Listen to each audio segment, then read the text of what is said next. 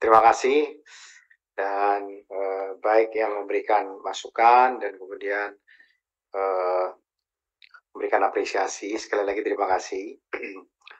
Yang pertama yang saya ingin jawab bahwa setiap tahun Bappenas menyusun pidato kenegaraan Presiden Republik Indonesia, khususnya mengenai lampiran pidato. Saya kira yang hampir jarang dibaca orang, saking tebelnya. Oh, Bapak baca pasti. Nah, dan ini yang menyusun adalah kami, Bappenas. Jadi kalau mau melihat apa yang capaian-capaian secara detail dari yang direncanakan, tercapai atau tidak tercapai, pada umumnya tergambarkan di dalam lampiran pidato Presiden yang baru saja dibacakan pada tanggal 16 yang lalu itu. Jadi terima kasih Pak Andreas termasuk yang pernah membaca ini. Yang kedua, memang sebenarnya pada intinya semua kedeputian itu output yang main course-nya itu adalah RKP. Jadi RKP yang dibahas bersama mitra kerjanya yang disebut tadi oleh Pak Ketua pembahasan trilateral. Jadi misalnya Deputi Ekonomi itu dengan mitranya Kementerian Perindustrian, kemudian Keuangan, dan Kemenko Perekonomian dan sebagainya. Kemudian juga dengan Deputi Pengembangan Regional dengan beberapa PKL yang lain yang memang menjadi counterpartnya. Jadi sebagian besar itu hasilnya di sana.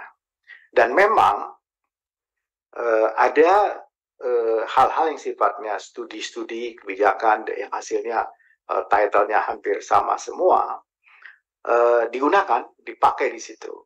Sebagai contoh Pak, mengenai rekomendasi kebijakan RPJPN 2025-2045, kemudian di bidang ekonomi seperti apa, kemudian peta jalan transformasi industri di Indonesia.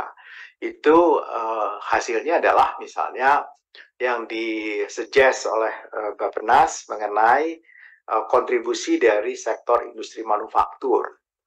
Ya, jadi yang untuk sebagai penghela untuk mendorong pertumbuhan ekonomi Indonesia. Model outlook makroekonomi misalnya kami membicarakan soal ICOR. ICOR kita itu kenapa dia naik turun? Kemarin 7,13 pernah menyentuh 7,13 dan sekarang kembali ke 6,7. Apa problemnya? Dari sisi Bappenas kami telah mengatakan bahwa kalau dilihat dari rasio investasi terhadap GDP itu kita sudah negara yang hebat sebenarnya, 34%. Ya, 34% kita sudah punya untuk sumber daya untuk mendorong pertumbuhan ekonomi. Nah, tapi karena ekornya itu tinggi, ya 6, ya tentu saja dia sekitar 5%-an. Karena itu dalam berbagai kesempatan, saya kira di waktu kami diundang di sini, saya mengatakan ekonomi Indonesia itu tumbuh di bawah potensinya. Coba kalau kita punya ICOR itu 5, maka kita sekarang terbang sekitar 6%, 6,5%. Jadi 34% itu it's not bad, bagus itu, saya kira. Dan kita bisa lihat dari situ, ya, dan bagusnya ketahanan dari kemampuan kita untuk investasi itu. Memang ada isu investment saving gap, tapi di satu sisi kita juga bisa lihat as counter dengan net ekspor kita dan seterusnya. Jadi itu masukan Pak. Jadi soal ini. Kemudian survei statistik e-commerce tentu, kemudian ini kalau karena satu-satu persatu saya akan contoh mengenai pengembangan regional, termasuk misalnya National Urban Development Project, kapasitas bidang perkotaan. Ini kami ada PR mengenai 40 kota-kota yang di assignment dari Presiden. Kemudian kota-kota metropolitan di sini karena kami berpikir ke depan bahwa instrumen untuk menumbuhkan Indonesia, dan kalau kita lihat sejarah dari banyak negara itu memang agen-agen pertumbuhannya itu ada di perkotaan. Kita lihat bagaimana Cina membangun itu, dia mulai dengan semuanya di super koridor yang dibentuk di antara dua titik kota-kota. Demikian juga Jepang, ada juga yang sifatnya konsentrik, misalnya kayak di Inggris, ada juga di Prancis. Tetapi pada umumnya itu di sini kami juga punya rekomendasi mengenai megacities dan seterusnya. Jadi kami gunakan, Bapak. Kami masukkan di sana peta jalan ekonomi hijau, termasuk misalnya soal apa namanya? Tadi Pak Didi sampaikan soal polusi. Soal polusi sebenarnya kami juga sudah merekomendasikan dari tahun 2019 atau 2020, mana Bu Vivi tadi. Kami telah punya buku tadi itu, buku lingkungan hidup pembangunan ketahanan iklim. Jadi pembangunan ketahanan iklim kami sudah punya hasilnya untuk digunakan, dan itu juga kami terapkan. Misalnya percepatan dari dalam berbagai kesempatan, dan juga dari hasil dari studi kami mengenai percepatan pengalihan energi, terutama pembangkit listrik dari yang sekarang menggunakan batu bara untuk kemudian dialihkan. Ini isunya banyak sekali. Jadi kita juga masuk di JTP, ya, dan kemudian tadi Pak Ses juga soal sampah juga kami sebenarnya bukan executing body, tetapi di berbagai kesempatan terpaksa kami jadi executive body, Pak. Contoh, waktu kami menghentikan suung di Bali, itu bukan KLHK yang menghentikan, bukan Kementerian Dalam Negeri yang menghentikan, tapi kami yang minta untuk dihentikan. Bapak bayangkan kalau misalnya masih ada pada waktu itu, apa jadinya dengan G20? Meskipun kita tutup dengan yang tinggi, baunya kemana-mana air lindinya. Jadi pada waktu itu kami minta untuk dihentikan, kami diskusikan dengan Gubernur Bali, dan akhirnya bisa kita selesaikan, dihentikan, dan kita ganti dengan program yang lain, dan program itu kemudian kami anggarkan di APBN, dimulai dari 2021 pada waktu itu mengenai soal sampah. Jadi studi yang kemudian kami masuk ke ruang-ruang itu kami lakukan, tapi memang kami terbatas. Satu lagi yang kami hasilkan adalah Reksosek. Dari studi kami mengenai registrasi sosial ekonomi itu yang bagus dipakai, yang bermula dari kami melakukan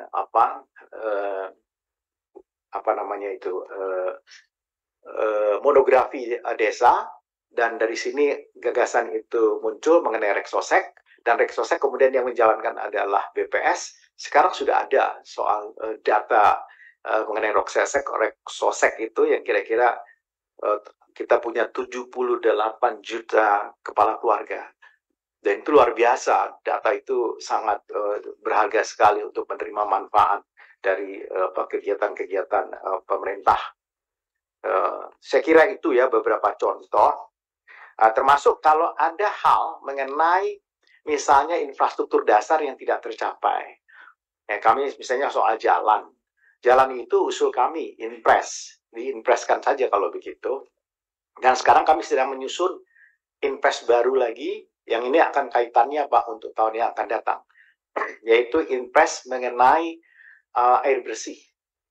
Karena ini juga ternyata tidak bisa diatasi oleh di daerah. Kami bahkan juga ingin mengusulkan juga impres mengenai perubahan iklim. Kenapa? Karena di studi kami itu banyak pulau-pulau yang terancam tergerus luasnya, dan kita tidak tahu nanti 100 tahun yang akan datang pulau apa yang hilang. Contoh, Gili Trawangan itu setiap tahunnya mengalami abrasi, kehilangan pantai, kecepatannya sekarang 4 meter per tahun.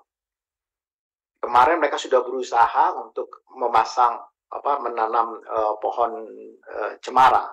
Saya bilang bukan itu, harusnya adalah mangrove. Nah, masyarakat tidak mengerti di setempat itu fungsi dari mangrove. Jadi ada distant knowledge masyarakat dengan lingkungannya dan seterusnya. Kami juga melakukan studi mangrove itu, sehingga kami juga mengusulkan misalnya di Bali, pada waktu G20 akhirnya kementerian lain yang melakukan, tapi itu hasil studi dari kami. Begitu juga soal reklamasi di Bali yang kami ingatkan, karena itu akan mengubah pola arus di sana yang yang di Benoa dan berhadapan dengan di Kura-Kura Bali itu. Dan sekarang terjadi, Pak. Itu sekarang terjadi. Padahal rekomendasi kami seperti itu. Kami juga pernah membuat hal-hal yang semacam ini, termasuk LRT, MRT, kereta api cepat, dan semuanya yang kami rekomendasikan pada pengambilan keputusan tingkat tinggi. Saya kira itu yang ingin saya sampaikan. Terus yang kedua, semua temuan dan rekomendasi dari BPK sudah kami laksanakan. Jadi kami sudah tidak punya hutang lagi, not any single, ya, sampai tahun ini. Jadi memang yang lalu itu banyak karena soal ada kaitannya dengan barang milik negara dengan Kementerian Keuangan, dan sudah banyak yang selesai, dan utang-utang itu semua sudah tuntas sampai dengan tanggal 24 Agustus yang lalu. Jadi kami bersyukur itu sudah bisa kami selesaikan. Jadi kami nggak punya utang lagi dengan temuan-temuan BPK. Yang tadi disebut 100 sisa sekian, itu memang pada waktu itu. Sekarang sudah tidak ada per 24 Agustus. Dan yang lainnya kalau diizinkan, Pak Ketua, kami akan jawab secara tertulis. Saya terima kasih Mbak Dolvi tadi sampaikan, Pak Ketua, mengenai respon pelaksanaan dan apa kaitannya nanti dengan tahun anggaran yang akan datang 2024. Kami memberikan contoh mengenai kami sedang mencoba menyusun impres mengenai air bersih, dan mudah-mudahan itu langsung disahuti dengan baik oleh Bapak Presiden, dan mudah-mudahan kita bisa alokasikan. Demikian juga nanti soal IKN, Bapak, sekarang kami sering melakukan itu, dan saya kalau ke sana ya kadang-kadang naik batik, kadang-kadang naik Garuda, itu aja, Pak. Terima kasih. Assalamualaikum warahmatullahi wabarakatuh. Waalaikumsalam. Iya. Nanti impres air bersih, Pak, ya. Ya kita selalu dukung Bapak, ya kan. Cuman setelah didukung nggak ada ceritanya itu loh.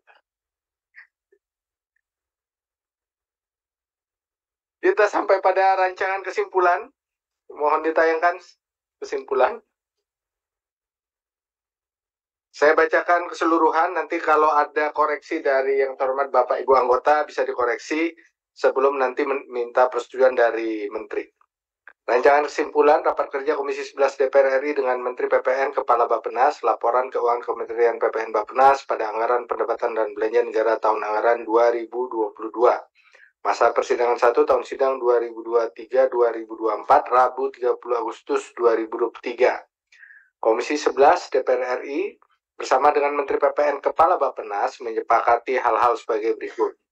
1. Komisi 11 DPR RI telah memperoleh penjelasan tentang laporan capaian akuntabilitas dan laporan kinerja tahun 2022. 2. Komisi 11 DPR RI mengapresiasi capaian WTP Kementerian PPN Bappenas untuk APBN tahun anggaran 2022 dan WTP yang ke-15 secara berturut-turut. 3. Menteri PPN Kepala Bappenas wajib menindaklanjuti rekomendasi BPK RI dan rekomendasi Komisi 11 DPR RI atas laporan hasil pemeriksaan BPK terhadap laporan keuangan Kementerian PPN Bappenas tahun anggaran 2022 serta melaporkan kinerja tindak lanjut tersebut kepada Komisi 11 DPR RI. Walaupun tadi disampaikan sudah tidak ada, karena di dokumennya masih ditulis dalam proses, jadi kita pakai yang tertulis ini, Pak. Menteri PPN Kepala Bappenas meningkatkan kinerja Kementerian PPN Bappenas yang ditunjukkan dengan kualitas kinerja dalam mencapai hal-hal sebagai berikut. 1. Perencanaan pembangunan nasional. 2. Pengendalian pembangunan nasional. 3. Rekomendasi kebijakan penyelesaian isu strategis yang dijalankan oleh KL. 4. Rekomendasi kebijakan inovasi pembangunan nasional yang dijalankan oleh KL. 5. Reformasi birokrasi Kementerian PPN Bappenas. 6. Kepuasan pemangku kepentingan di bidang perencanaan dan pembangunan nasional. 7. Integrasi data dan informasi perencanaan pembangunan nasional. Nomor 6 ini kita nggak pernah ditanya ya Pak. Kepuasan pemangku kepentingan. Ada, ditanya kita. Oh nggak pernah ditanya. Ada ya. 5. Menteri PPN Kepala Bappenas memperkuat dan mempertajam kinerja dalam penyusunan, penetapan, pengendalian pelaksana, dan evaluasi pelaksanaan rencana kerja pemerintah yang diarahkan untuk mencapai pembangunan nasional yang berkualitas. 6. Menteri PPN Kepala Bappenas dengan kewenangannya dalam sistem perencanaan pembangunan nasional akan terus memperkuat dan mempertajam kualitas belanja kementerian lembaga pada APBN tahun anggaran selanjutnya yang ditunjukkan dengan belanja yang semakin produktif, menghasilkan multiplier efek terhadap perekonomian, dan efektif dalam meningkatkan kesejahteraan rakyat dengan indikator yang terukur. 7. Menteri PPN Kepala Bappenas memperhatikan kinerja dan tindak lanjut mengenai hal-hal sebagai berikut. Progres major project, tindak lanjut capaian output, rekomendasi kebijakan, roadmap, dan rencana aksi pada program-program pemerintah. Jadi kalau bisa output ini di list Pak, kebijakan, rekomendasi kebijakan, peta jalan, itu di kementerian mana, ya, jadi kita bisa dalam program apa, sehingga kita bisa melacaknya Pak. Begitu juga dengan mature project Pak. Ini anggaran yang diperlukan berapa, sudah realisasi berapa, proyeknya sudah selesai berapa persen. Kemudian, terakhir, Menteri PPN Kepala Bappenas akan memberikan jawaban tertulis atas pertanyaan dan tanggapan pimpinan dan anggota Komisi 11 DPR RI sebelum pembahasan RKAKL APBN Kementerian PPN Bappenas tahun anggaran 2024. Dari Bapak Ibu anggota, ada tambahan koreksi? Cukup? Yang memberikan hasil kajian untuk bisa melihat lanjutan ke depannya. Itu tadi sudah di nomor 7 tadi sudah dicantumkan. Kalau sudah nggak ada tambahan, Pak Menteri bisa disepakati, ada yang mau ditambahin? Cukup ya? Baiklah, kesimpulan bisa kita sepakati sebelum diakhiri Pak Menteri. Mungkin ada kata-kata penutup rapat. Baik, saya kira saya ingin menyahuti saja. Kami akan dengan senang hati mengundang Komisi 11 kalau memang belum pernah datang ke titik nol ibu kota. Wow. Pakai apa Pak kesananya itu yang penting? Itu nanti kita tanya pada beliau. Kalau belum mau naik apa. Saya kira itu dari kami. Terima kasih. Assalamualaikum warahmatullahi wabarakatuh. Shalom, Om Santi Santi Santi Om.